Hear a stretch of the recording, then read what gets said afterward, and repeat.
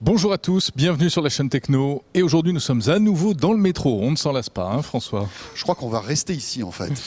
Derrière nous, en fait, on n'est pas réellement dans le métro, on est au siège de la RATP. Derrière nous, une pièce de collection, une rame des années 50, c'est magnifique. Alors pourquoi sommes-nous au siège de la RATP? Eh bien tout simplement parce que ça bouge du côté des transports en commun ici à Paris. La semaine dernière, rappelez-vous, on vous expliquait que le Wi-Fi gratuit arrivait dans quelques stations de métro et de RER. Eh bien là, on passe à la vitesse supérieure avec SFR qui a annoncé conjointement avec la RATP l'arrivée de la 3G partout dans le métro et à la fois aussi dans le RER. On en parle tout de suite.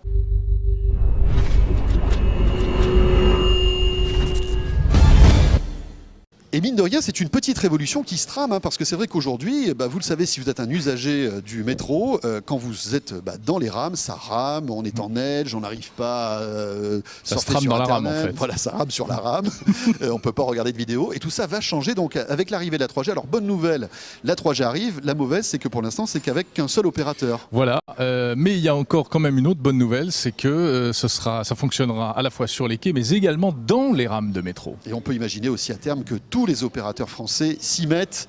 On vous explique tout. Dès la rentrée, dès le mois de septembre, nous allons ouvrir 2 premières stations, à savoir la gare de Lyon à Paris et le Châtelet, qui seront couverts intégralement en 3G. Ensuite, le planning va s'accélérer avec une centaine de stations qui seront déployées sur l'année 2013.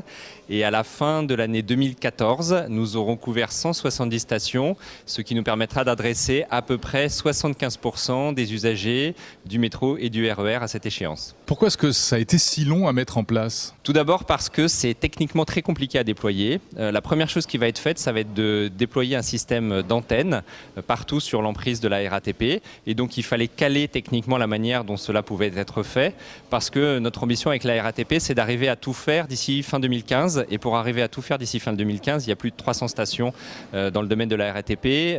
Il fallait mettre au point des technologies qui allaient nous permettre d'aller vite. Alors on dit qu'en fait, si ça a été très long, c'est aussi pour des raisons commerciales, parce que vous n'arriviez pas à vous mettre d'accord. Donc aujourd'hui, quel est le deal qui a été passé avec la RATP? Le deal qui a été conclu, c'est un deal équilibré entre la RATP et SFR, c'est-à-dire que nous allons participer à l'investissement des antennes qui seront déployées par la RATP, par les filiales de la RATP, et ensuite nous installerons nos propres équipements radio 3G et 4G, et nous paierons une redevance d'occupation du domaine de la RATP pour avoir le droit d'exploiter ces équipements 3G et 4G pendant 12 ans.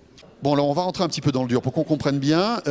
Est-ce que ce sont vos antennes que vous installez dans le métro, ou est-ce que ces antennes, vous les louez à la RATP? Ça veut dire que si d'autres opérateurs doivent venir, est-ce qu'eux-mêmes doivent installer d'autres antennes? En fait, les antennes sont construites par la RATP et nous allons co-investir, participer au financement de la construction de ces antennes. Chaque opérateur qui souhaitera accéder à ces antennes va co-investir pour accéder à ces antennes. Ensuite, nous brancherons nos équipements radio, nos équipements 3G et 4G sur ces antennes. Et là, chaque opérateur aura ses propres équipements avec ses propres fréquences et déploiera la 3G, la 4G à son rythme. Et en tout cas, ce que je peux vous dire, c'est que chez SFR, ça sera rapide. Alors cet accord porte sur la ville de Paris, mais il y a d'autres villes en France où il y a du métro. Est-ce qu'on peut imaginer demain avoir une couverture, par exemple 3G dans le métro de Marseille, par exemple? Alors on peut l'imaginer parce que dans la logique d'avoir une couverture la plus complète sur l'Internet mobile, aujourd'hui nous regardons toutes les opportunités que nous pouvons avoir pour améliorer cette couverture. C'est évidemment un sujet difficile de déployer de la 3G en souterrain dans le métro, mais on ne s'arrêtera pas à Paris, et notamment dans un certain nombre de villes, on travaille déjà avec la couverture Wi-Fi qui peut être déployée plus rapidement, qui n'a pas une couverture aussi complète, pas forcément dans les rames de métro, mais qui peut aller plus vite. Voilà, un vrai plus pour le métro parisien, pour la France même, on peut le dire. Alors un seul opérateur pour l'instant, François, mais évidemment on peut penser que les autres ne vont pas tarder. Oui, parce que c'est un vrai plus concurrentiel là, que SFR lance donc dans quelques semaines, et on peut imaginer que les autres opérateurs vont y venir aussi, parce qu'avoir de la 3G dans le métro, ça devient indispensable. On se retrouve bien sûr demain sur la chaîne techno.tv pour suivre ensemble toute l'actualité high-tech. À demain. Salut à tous.